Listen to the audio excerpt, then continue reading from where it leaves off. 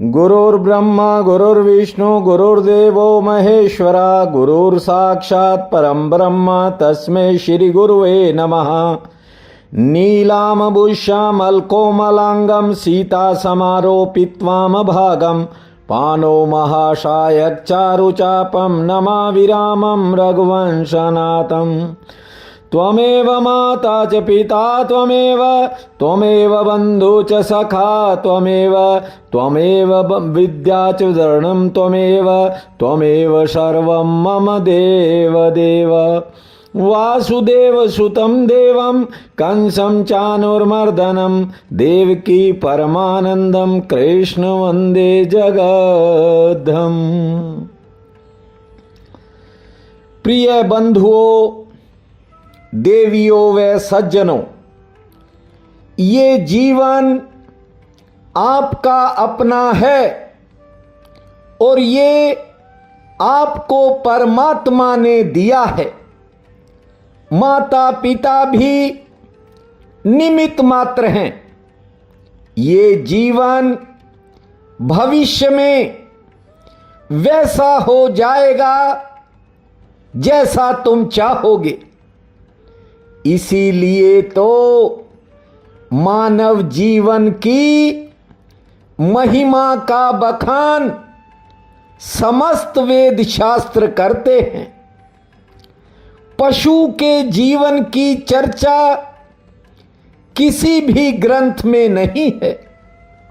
यहां अधिकांश लोग पैदा तो मनुष्य की तरह होते हैं, लेकिन मरते पशु की भांति हैं। ऐसा नहीं है कि पैसा, पद और संपत्ति ना होने के कारण लोग दीन और दुर्बल होते हैं। यहां लोग अपने में ना रहने के कारण दीन और दुखी होते हैं। असली शक्ति उस करुणा निधान भगवान ने मनुष्य के भीतर रखी है। ये इंसान उस शक्ति से पूरी जिंदगी अनजान ही रहता है।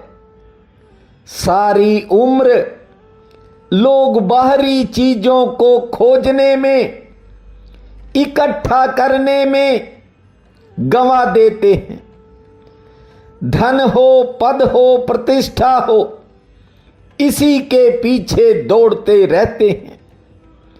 और एक दिन मौत आकर कह देती है कि जीवन असत्य था, झूठ था। जो कमाता है इंसान सब यहीं धरा रह जाता है। श्रीमद् भागवत कथा कहती है कि जो व्यक्ति अपने जीवन में भक्ति को उकसा देता है, वो अपने जीवन को सत्य साबित करके दिखा देता है। बस थोड़े से ध्यान, भक्ति और थोड़े से विवेक की जरूरत होती है।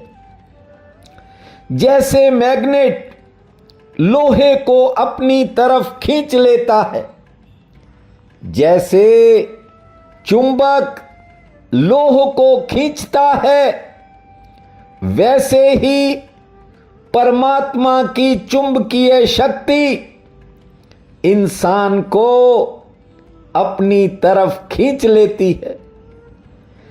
उस परमात्मिक ऊर्जा का जो भंडार है आपके भीतर, उसे ठीक से समझने का प्रयास किया करो। आत्मा से जुड़ते ही व्यक्ति परमात्मा से जुड़ जाता है। कल आपने सुना कि इस जगत की रचना करने के लिए जब ब्रह्मा जी को आदेश दिया गया, उस समय पृथ्वी जो थी पाताल में थी और नारायण भगवान को वराह रूप धारण करना पड़ा था।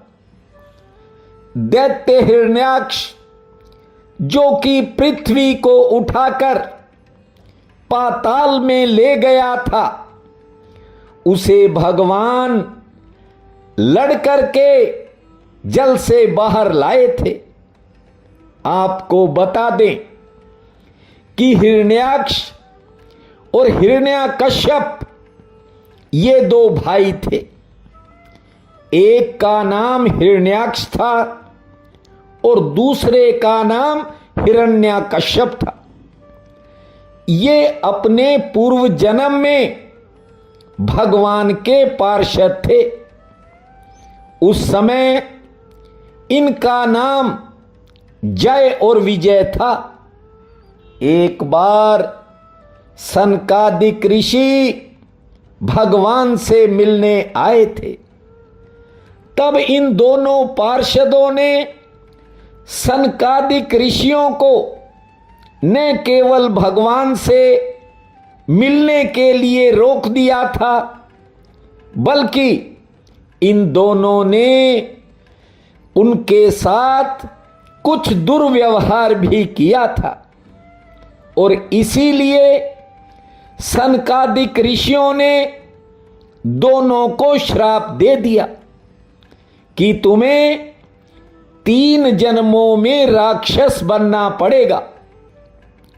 जब दोनों ने श्राप की पीड़ा को अनुभव किया तो चरणों में गिरकर माफी मांगने लगे।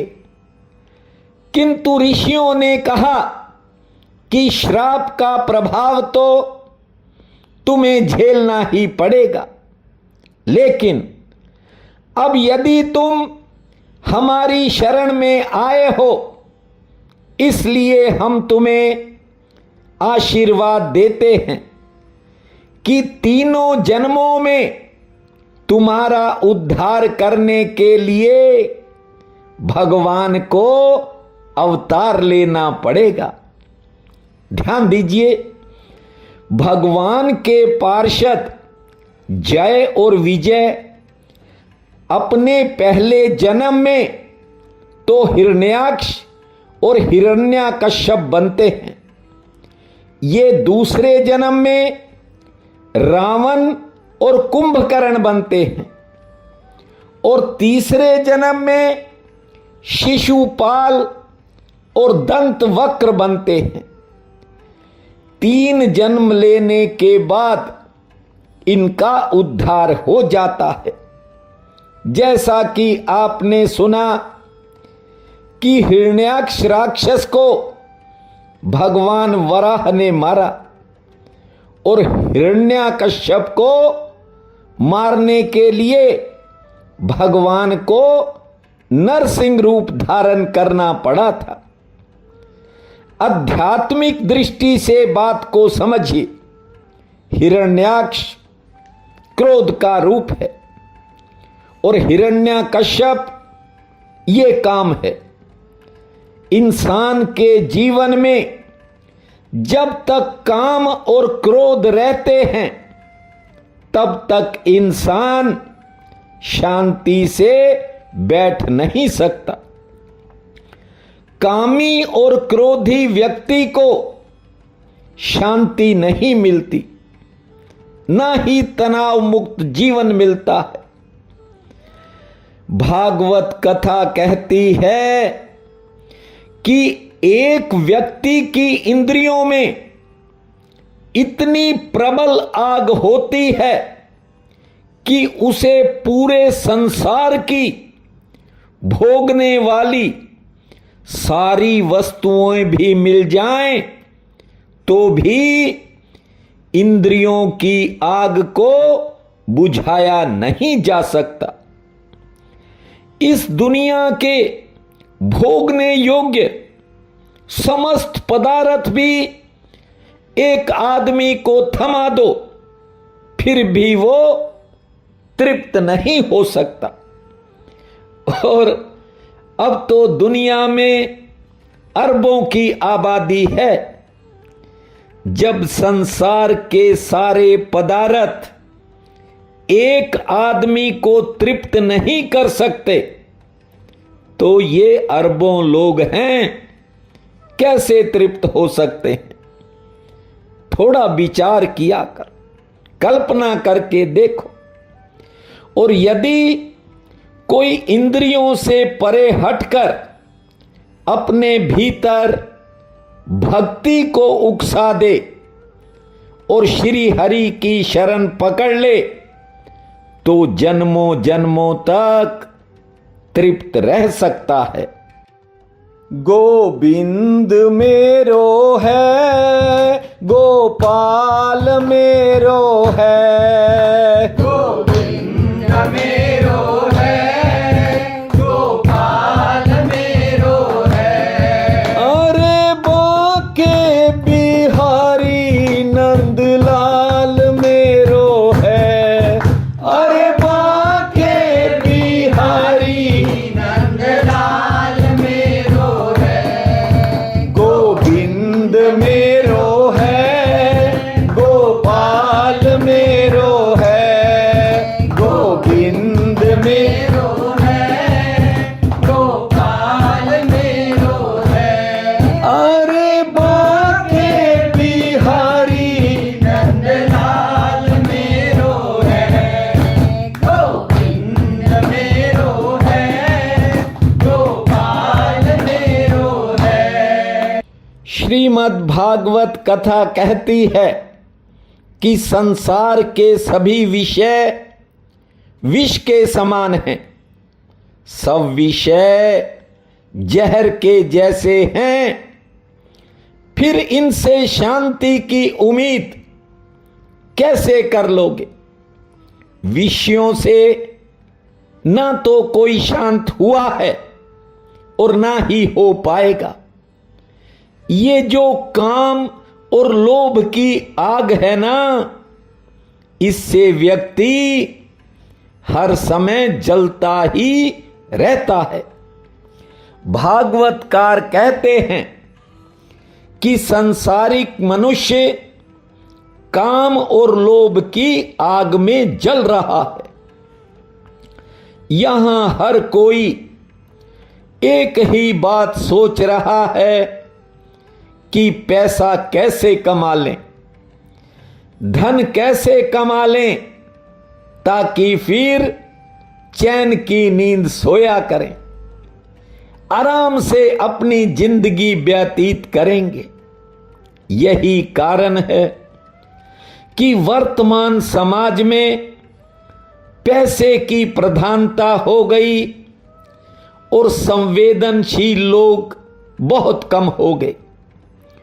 धनवान के साथ तो दूर के रिश्तेदार भी जुड़ने की फिराक में रहते हैं और गरीब के अपने करीबी ही मुंह मोड़ कर खड़े हो जाते हैं। इसीलिए यहां हर कोई पैसे की अंधी दौड़ में शामिल है। शास्त्र कहते हैं धन संपत्ति से ना तो आज तक किसी को शांति मिली है और ना कभी आगे मिल सकेगी। यदि संपत्ति से ही कोई शांत रह सकता तो रावण से बड़ा कोई अमीर खोजना मुश्किल है। ये बात मैं इसलिए कह रहा हूं कि सोना सर्वाधिक महंगी धातुओं में से एक है। पुरुषों की अपेक्षा स्त्रियों को अधिक प्रिय है स्वर्ण, सोना। जरा सोचिए, रावण का तो महल ही सोने से बना था। उसकी नगरी लंका को सोने की नगरी के नाम से जाना जाता था। जिस महल का मालिक इतने सोने का मालिक हो, जरा सोचिए। महल सोने का है, उसके पास कितना सोना होगा। यदि संपत्ति और सोने से ही शांति मिलती तो सोचो रावण कितना शांत होता। लेकिन रावण जैसा अशांत शायद ही इस दुनिया में कोई दूसरा होगा। आज तक रावण का पुतला जलाया जा रहा है। विवाह से पहले आदमी सोचता है कि सुंदर पत्नी मिल गई तो शांति मिल जाएगी, आनंद हो जाएगा। यह भी गलत है। रावण के पास हजारों रानियां थी, एक से एक अति सुंदर। वाल्मीकि रामायण में लिखा है, ध्यान देना, जब हनुमान जी माता सीता की सुधि लेने लंका नगरी में पहुंचे थे तो वे हर महल के कोने कोने में जाकर मां सीता को ढूंढ रहे थे। अचानक उनकी नजर उस शयन कक्ष की तरफ गई जहां रावण अपनी सबसे प्रिय रानी मंदोदरी के पास सोया हुआ था। जानते हो, एक बार तो मंदोदरी को देखकर हनुमान जी के मन में ये भ्रम हो गया था कि कहीं ये ही तो सीता जी नहीं है। कहने का मतलब ये है कि मंदोदरी इतनी सुंदर थी कि उसे देखकर हनुमान जी के मन में ये प्रश्न उठ गया कि कहीं ये राम की सिया तो नहीं। रावण ने तो मंदोदरी जैसी हजारों नारियां प्राप्त कर रखी थी, लेकिन जब उसने अपनी बहन शूर्पणखा के मुख से सीता जी की सुंदरता के बारे में सुना, उसी समय मां सीता का अपहरण करने को तैयार हो गया था। और दूसरी तरफ यदि बेटे के होने से ही शांति मिलती होती तो रावण के तो अनगिनत पुत्र थे। वाणी में लिखा है कि 1 लाख पूत 1.25 लाख नाती, ता रावण घर दिया ना बाती। कहने का अर्थ ये है कि रावण के 1 लाख बेटे और 1.25 लाख पोते थे। कथा कहती है भौतिक पदार्थों से ही सुख शांति मिलती होती तो रावण इस जगत का सबसे ज्यादा शांत इंसान होता, सबसे ज्यादा सुखी होता। लेकिन नहीं, रावण तो हर समय तनाव में रहता था।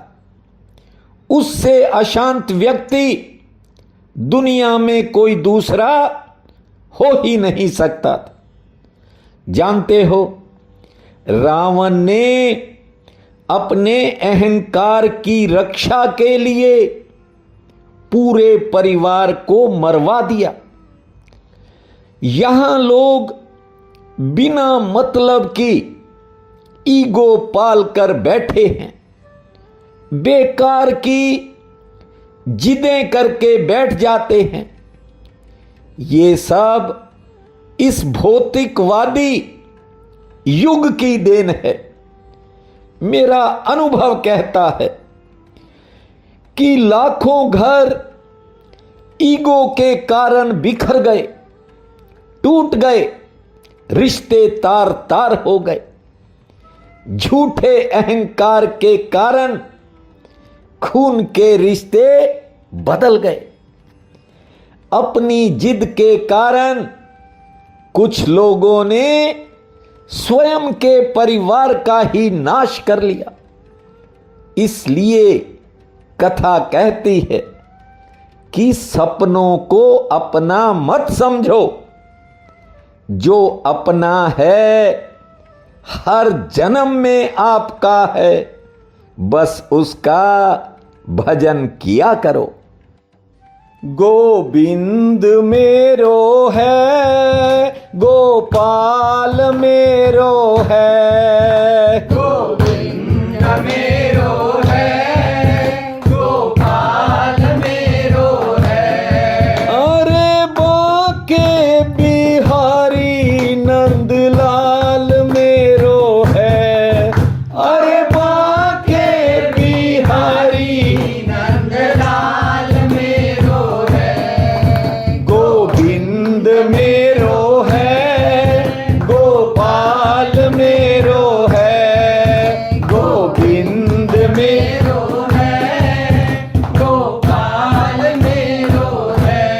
अरे बाके बिहारी नंदलाल मेरो है, गोविंद मेरो है, गोपाल मेरो है।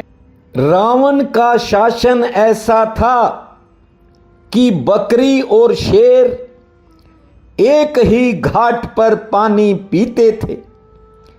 चारों वेदों का ज्ञाता था। रावण जो था उसे प्रकांड पंडित मानते थे, किंतु अपने जिद को सुरक्षित रखने के लिए रावण ने पूरी लंका नगरी को ही आग लगवा दी थी। परिणाम क्या हुआ जानते हो? जब रावण मरा तो उसे कोई जलाने वाला तक नहीं बचा था। रावण की मृत्यु पर सबसे पहला प्रश्न ही वहां ये उठा था कि रावण की चिता को अग्नि कौन देगा। रावण जब समाप्त हुआ तो उसके परिवार में तो कोई बचा ही नहीं था। जानते हो रावण को मुखाग्नि किसने दी? रावण की चिता को आग उसने लगाई जो रावण की सोने की लंका को ठुकराकर प्रभु श्री राम की शरण में आ गया था। राम राम भूमा, श्री राम नाम भूमा। ये था विभीषण, रावण का छोटा भाई था।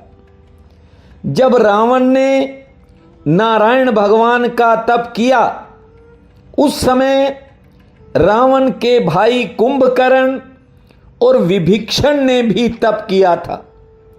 और जब तप से प्रसन्न हुए नारायण भगवान तो कहा मांगो, क्या वरदान मांगते हो? तब रावण ने तो शक्ति से जुड़े वरदान मांगे से, ताकि मेरी ताकत बढ़ जाए। और कुंभकर्ण ने नींद मांगी थी। इसी कारण ये कुंभकर्ण 6-6 महीने सोया ही रहता था।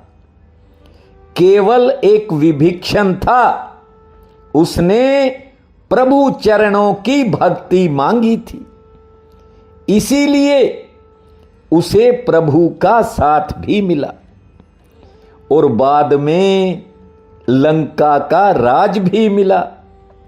इसलिए कहता हूं कि जब कभी मांगो तो परमात्मा से इतना ही मांगो कि तेरे चरणों की प्रीति बने, तेरी भक्ति मुझे प्राप्त हो। यदि वह मिल गई तो फिर सब कुछ मिल गया। किंतु यहां लोग ठाकुर से कुछ और ही मांग रहे हैं। ज्यादातर लोगों को तो यह भी नहीं पता कि वे क्या मांग रहे हैं। ये जीव तो लोभ में फंसकर केवल वही मांगता है जो उसे दिखाई पड़ता है। ध्यान दीजिए, हिरण्याक्ष का अर्थ है लोभ। इसलिए तो दैत्य हिरण्याक्ष पृथ्वी को पाताल लोक में ले गया था। कारण यह है कि इस धरती के भीतर हीरे मोतियों से लेकर तमाम खनिज पदार्थ छिपे पड़े हैं। लोभी था, और लोभी व्यक्ति हमेशा अपनी संपत्ति को छिपा कर रखता है। समझदार व्यक्ति संपत्ति पाकर दान करता है। ध्यान दीजिए, जो छिपा कर रखता है वो हिरण्याक्ष की तरह नेस्तनाबूद हो जाता है। छिपाने वाला सदा बर्बाद होता है, और जो परोपकार में लगाता है वो सदा आबाद रहता है। चिड़ी चोंच भर ले गई, नदी न घटियो नीर, दान दिए धन ना घटे, ये कह गए भक्त कबीर। समुद्र में से चिड़िया एक चोंच भरकर पानी ले जाए तो नदी का पानी घट नहीं जाता। इसीलिए कबीर साहब कहते हैं कि दान देने से धन कभी घटता नहीं है। ठीक से समझा रहा। ध्यान दो, गाजर, मूली, मूंगफली, आलू, ये अपनी संपत्ति को जमीन में दबा कर रखते हैं।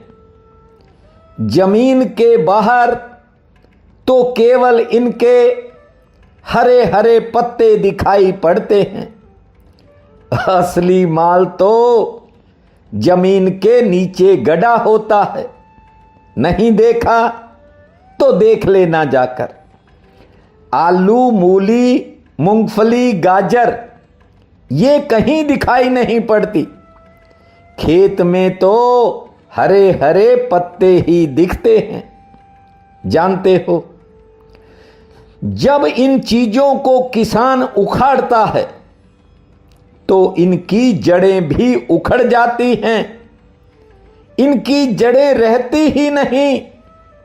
दूसरी तरफ सेब, संतरा, आम, अमरूद, नाशपाती, ये सब फल जो हैं अपना बाहर रखते हैं। ये लोगों को कहते हैं, ले लो भाई, हमें भगवान ने दिया है, इसलिए हम आपके काम आ रहे हैं। लोग भले डंडे मारने की कोशिश करें या वृक्ष पर पत्थर मारें, वृक्ष का काम है फल को छोड़ना। इसलिए वृक्ष कभी नष्ट नहीं होते, क्योंकि वृक्ष दान की भाषा समझता है। अगले ही वर्ष बांटने के लिए उसे और ज्यादा फल मिल जाते हैं। कबीर जी ने बहुत सोचकर कहा कि देने से दान घट नहीं सकता, धन घट नहीं सकता। वृक्ष जितने फल बांटता है अगले वर्ष उसे कई गुना बढ़ाकर भगवान देता है। वो करुणा निधान एक साल बाद कई गुना फल से वृक्ष को लाद देता है। अब देखिए, हिरण्याक्ष ने पृथ्वी को जल में छिपा कर रखा, इसलिए एक दिन स्वयं ही नष्ट हो गया। लोभ गले का फंदा है और काम जलती हुई अग्नि है और क्रोध अंधेरी रात के समान है। आपको बता दूं, ये नरक के 3 द्वार हैं, काम, क्रोध और लोभ। और ये तीनों दोष ही आत्मा का नाश करने में सहायक बनते हैं।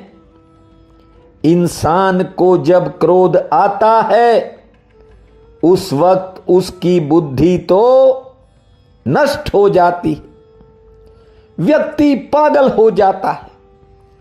जैसे अंधेरे में चल रहा आदमी तरह तरह की ठोकरें खाता है, वैसे ही क्रोध में व्यक्ति कुछ भी बोल जाता है। और काम ये ऐसा बाण है जिसके भी हृदय में लग जाए उसको ये बड़ी से बड़ी पीड़ा देता है। सालों से आप सुनते हो, इसलिए आपसे कहता हूं, काम, क्रोध, लोभ ये तीनों नरक के द्वार हैं। इनसे बचना है तो राम का सहारा ले लिया करो। मेरे श्री कृष्ण हरे मुरारी का सहारा ले लिया करो। श्री कृष्ण गोविंद हरे मुरारी, हे नाथ नारायण वासुदेवा। श्री कृष्ण गोविंद हरे मुरारी, हे नाथ नारायण वासुदेवा। हे नाथ नारायण वासुदेवा, हे नाथ नारायण वासुदेवा। श्री कृष्ण गोविंद हरे मुरारी, हे नाथ नारायण वासुदेवा। ज्यादा क्रोध जिसे आता है, जानते हो किसे आता है? जिसके हृदय में ज्यादा कामनाएं होती हैं, जिसके मन में ज्यादा लोभ होता है, उसको क्रोध ज्यादा आता है। क्रोध तब आता है जब हमारी कोई इच्छा पूरी नहीं होती। जब इंसान की इच्छा में कोई विघ्न या बाधा पड़ती है तो काम से क्रोध पैदा हो जाता है। नारी नयन शर जाहि न लागा, भोर क्रोध जो निश जो जागा। लोभ पास जिन गरण बंधाया, सो नर तम समान रघुराया। ये दोष जिसे नहीं घेरते वो इंसान रघुनंदन के समान होता है।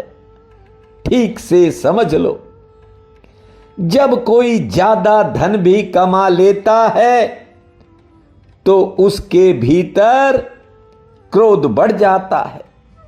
कामात क्रोधो भी जायते। ध्यान से समझने का प्रयास कीजिए। काम से ही क्रोध पैदा होता है और जिसे बात बात पर क्रोध आता है उसकी बुद्धि भ्रष्ट हो जाती है और ऐसा व्यक्ति तरह तरह की बीमारियों का शिकार भी बन जाता है।